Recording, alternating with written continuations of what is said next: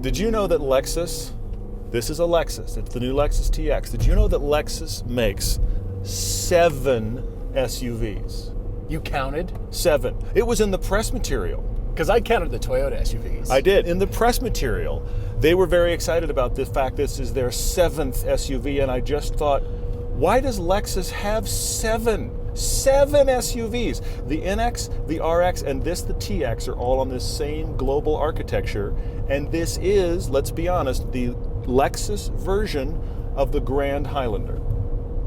It's because people buy them. Yes.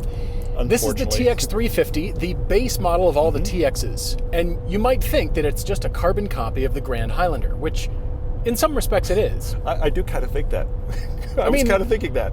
There's a few changes. I kind of think that too. Yeah, However, to differentiate it as a Lexus, to justify this low $67,000 price point, because just it's over the premium, $67,000. all-wheel drive, but the base engine, you get towing capacity throughout the whole range. The same towing capacity, which is 5,000 pounds. And in this category, I think that is something to lead with, and that is the most important thing. Because is this the Suburban Alt? Would you select this over a Suburban if you realize that, you know what, I don't really need 14 million pounds of towing capacity. I only need 5,000.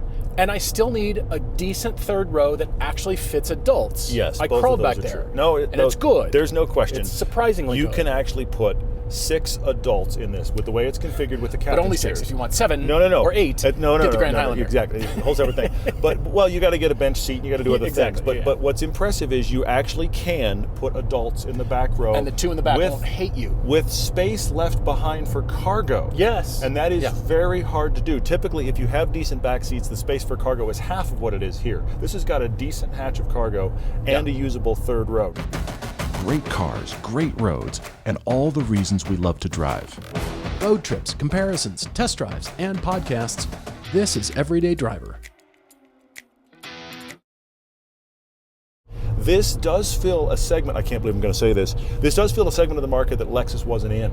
Because they have third rows. They didn't have a terrible 7-seater that wasn't body on frame. That accomplishes this for Lexus, which apparently they didn't have. So now we have 7 Lexus SUVs. This base 350 is now disconnected from its engine output or its displacement. You would think that 350 would indicate something about the powertrain or displacement of this engine. You would. Or this car. And it doesn't. 350 is just a number. It's just the base. That's all you're getting. The base. Because above this is the 500H and the 550 Plus. 550H Plus. H Plus. The 500H. Why must we confuse is this same engine with a hybrid system, getting a little bit more horsepower and torque. And then the 550H is, remember the old 3.5 liter V6 3.5 liter they've had V6. forever? It's that with the hybrid system, and it's a plug-in hybrid. So it's the 550H Plus. Let me try to explain. No. Let me explain. We're all lost. Let me explain. Numbers mean nothing anymore. The base engine in this is the 2.4-liter turbo gas engine. It is not a hybrid. True. It makes 275 horsepower and 317 pound-feet of torque. That is 10 more horsepower and 7 more pound-feet of torque out of the same engine that's located in the Grand Highlander base. You paid more at Lexus. We gave you just a little bit more. Just a little bit more. You'll never feel it. It makes decent-ish power. For the way you're going to drive this, you're not going to be wowed by the acceleration, nor do you need to. Efficiency is the name of the game, and it's a Turbo 4, and just don't tell anybody. That's why they couldn't make a 240, because people would then know it was connected to the engine size and you got the 4-cylinder. The 350 suggests you still have the old V6, and you don't. But above these other 2 models do not exactly match the Grand Highlander hybrid and hybrid max output. They actually have different engines and more power. Yes, that base in the Toyota also only tows 3,500 pounds, whereas this tows 5,000. Okay. I didn't know that 7 more pound-feet of torque would get you 1,500 more pounds. So it's 1,500 pounds more. 1,500 pounds more. That's amazing. By that calculation, there's 100 pounds per pound-foot of torque. The 550H should tow more than it should tow your house? Yeah. Yes. So that indicates that Lexus really does want to differentiate their own product. It's not huge, but it is enough to say, all right, you're buying the Lexus for specific reasons, and it does ride well. This does not have variable suspension. It also is not even offered with the F-Sport or F-Sport Performance Pack. That is on the 500h only, and only on that package can you get the dynamic rear steer. Hopefully that would make it perform better, but again, why are we F-sporting giant SUVs like this? My Why are we doing 7-seat that? family hauler now comes in F-Sport with rear steer. Who cares? Yeah, I agree. I think that's utterly irrelevant. I mean, other than saying, hey, isn't it cool? Yeah. I know Cadillac has the Escalade V and it's all about the engine, but that's not why you come to Lexus. Well, it's certainly not why you come to this Lexus. I mean, No. here's the thing. If you want the Land Cruiser, you buy the bigger boy above this. Yes, yes. You want the More little capability. tiny commute egg, you buy the one below it. This is not something you buy as a statement. This is something you buy as a need, and you like Lexus badge and Lexus service and reliability. Yes. That's why you buy this. Certainly not stylistically speaking. It's not a statement. No. I mean, it's a statement. It's a statement, but not the one you just intended. not the right statement. Yeah. So speaking of styling, it does come off as a bit bland. I think the Grand Highlander actually is cooler looking, even though the Lexus spindle grille has been revised, and it does look better than it ever has been. I do like their new direction. You're up to notch 1. They dropped that Predator ball grill, and you and I have been spending the better part of 15 years watching it get gradually less offensive. Imagine true. where the BMW Beaver teeth will be in 15 years. Like, we'll maybe be kind of over it. Yeah. This base model has the 8-speed auto. That's what you want. That's a good thing. But then when you move up to the 500h, you can't have the 8-speed anymore. 6-speed. You get a 6-speed. But that is a reason to stick with Lexus, because if you move up to the hybrid Grand Highlander, it is now an eCVT, which is what you don't want. Yeah, then that's worse. why you stick with the Lexus, especially if you're Okay, going up to all right. hybrid or plug-in hybrid, because they stick with the transmission. see You also that. just want a comfortable ride, a good interior. I actually really do appreciate the design of this interior because it's clean and simple and modern, and the new interface, which is actually quite good. For the way this is going to be driven, I feel like Lexus has really hit their mark. Okay. Because you can always say to yourself, well, I paid less than the BMW or the Mercedes, which is the whole point, right?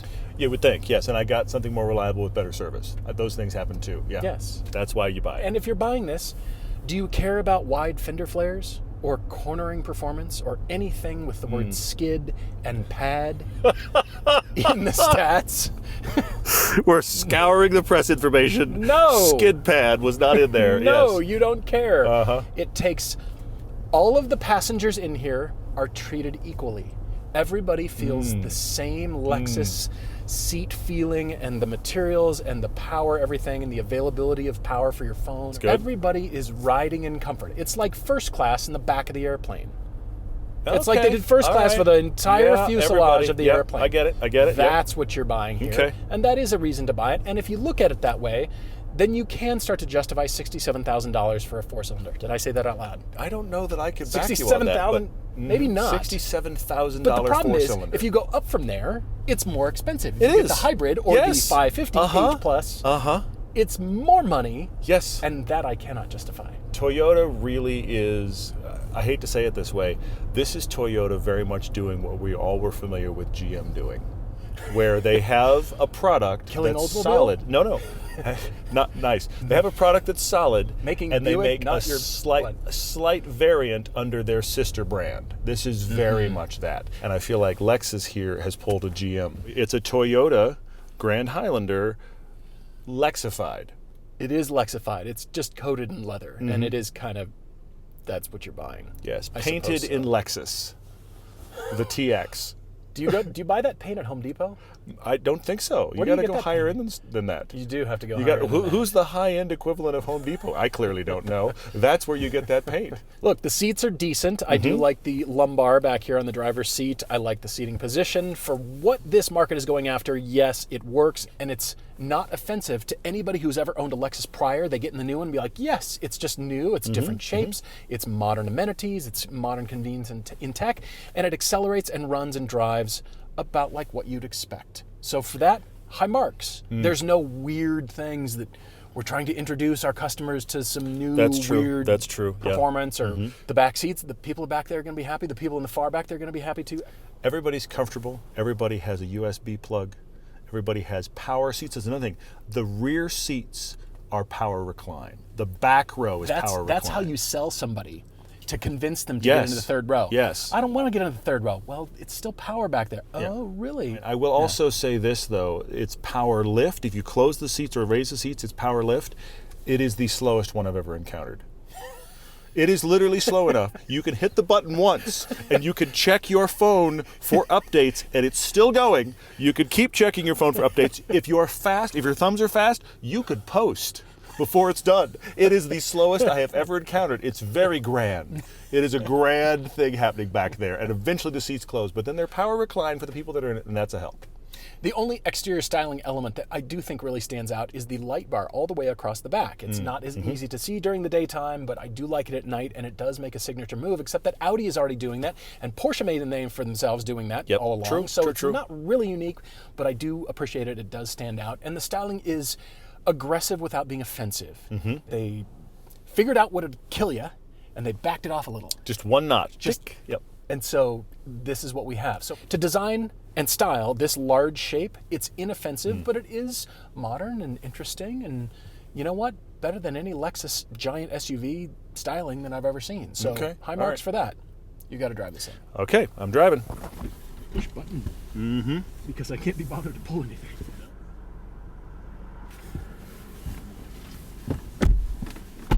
I'm going to stay with what I've said before.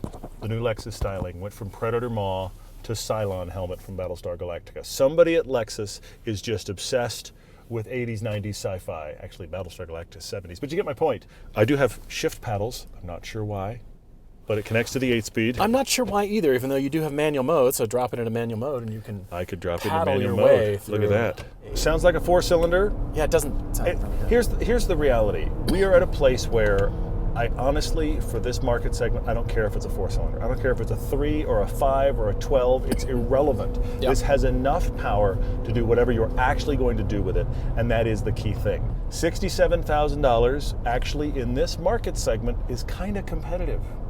If you're going to buy a loaded unibody, not body on frame, unibody 7-seater with some leather, you're going to spend 50 grand before you even tried hard. And if you start speccing them out, they hit 60 really quickly. Now we're slightly a level above that. The Grand Highlander is 10 grand cheaper than this across the board. Like if you try to, now to your point, the specs aren't exactly the same. The engines are different, which is quite a throwdown for Lexus to do different engines in the upper trim. And they're differentiating themselves. Than they are from the Grand Highlander. The Telluride is excellent. The Palisade is excellent. Yeah. The XT6 is surprisingly good for this market segment, a little bit too expensive, but so is this. My problem is that I don't think this differentiates itself enough to compete against those other things I've listed. I think you buy this because you want the Lexus badge, and the reason you want the badge is because you like the service experience. What's so amazing about this is that Lexus has designed this, Toyota has designed this, knowing people are going to buy it. They don't have to do anything. You barely have to put any marketing effort. People see it and they're like, oh, that's the Lexus. I think I'll go buy one. Yep. It's weird to me to think that you as a company are just know whatever we design next, sales. Doesn't matter. People are going to look at it, buy it. It's going to meet their needs. And in that vein, this is inoffensive to the point of not being noticed. It's not outlandish enough or AMG enough or some sort of BMW X anything. It's not that, but it doesn't need to be. But people who get in might not even notice that it's a Lexus. Like, it's just car, it's just nice car. Agreed. This is the perfect buy for the livery drivers up here in Park City that do airport runs for people. Yeah, it is. Because you got a lot of space for people, is. you've got a lot of space for gear. This would be fantastic for that kind of livery work.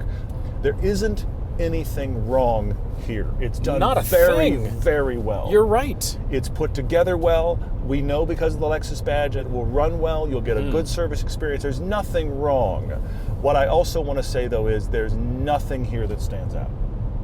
This is a donation to the segment. That's why I mentioned the other ones, the XT6, the Telluride, the Palisade. You could drive any of those others I listed and there would be things you would like better or worse than this. Okay, this is the market segment and it is the most successful market segment. And as this base model, it is utterly fine. And I don't say that as an insult. I say it as it has checked every box it needs to. It's put together very well. It drives perfectly as you expect. But I don't think anybody is ever going to climb in this, to your point earlier, and be like, wow. No. Or ride in this and think, this is amazing. None of that's happening. But this goes incognito enough that I think for its market segment, that's fine. The other thoughts in your brain as you climb into this are not going to be dominated by how cool this vehicle is. You're not suddenly going to notice, like, wow, I forgot what I was thinking, and this is just amazing. We should take this for a whatever. You will take it for a long road trip because it's the family vehicle, but you're not going to be excited about the fact you get to climb into your TX. No, and I'm not excited about these corners in this TX either. Well, it can do it. It can do it. It's just like every other big SUV. Sound-wise, in the cabin, this isolates pretty well. It does. It doesn't have a lot of road noise. It feels really nice to be in here. You wouldn't get tired in here unless you just needed a nap. The real struggle that I have here is I don't know that Lexus has outdone their own Toyota stablemate in the Grand Highlander. That's the big struggle. Except for the fact you wound up with a Lexus, and you may prefer this styling. Short of those things, you should have saved yourself 10 grand across the board and bought yourself the Grand Highlander. It's not differentiated from that car enough. You're going to have to give up 1,500 pounds worth of towing. If you're okay with that. True. I will say that. You're right. That's a very good point. But most people who buy this size aren't really thinking, like, I gotta have the towing. If you're really thinking towing, you're getting a pickup truck or using the truck that you already have. Or you're buying one of the big boys. Maybe. But if you're fine giving that up, get the Grand Highlander. I liked it a lot. It was great for the market. You drove it in Hawaii, and it was a good... We didn't think that Toyota needed yet another SUV, and they proved us wrong that one's selling. And it's going to sell. It'll just sell. This will sell. This will sell. Like Ketchup just sells. It just makes money. Catsup. I'm confused. That's pretty much what we have here. Do you want ketchup or catsup? Welcome to the Grand Highlander or the TX, where numbers mean nothing, but we'll get you there. A perfectly acceptable driving experience. Yeah. And yet I would struggle to recommend this because there's so much competition, including from Toyota. Agreed. It's got to stand out more for me to really recommend this. It's good. You're going to like it. I think there's other things that have more slight quirks, but are more compelling to drive. And cheaper. Cheaper. Which is a problem. Maybe the 550H Plus is the one that would excite us, but I'm going to guess probably not.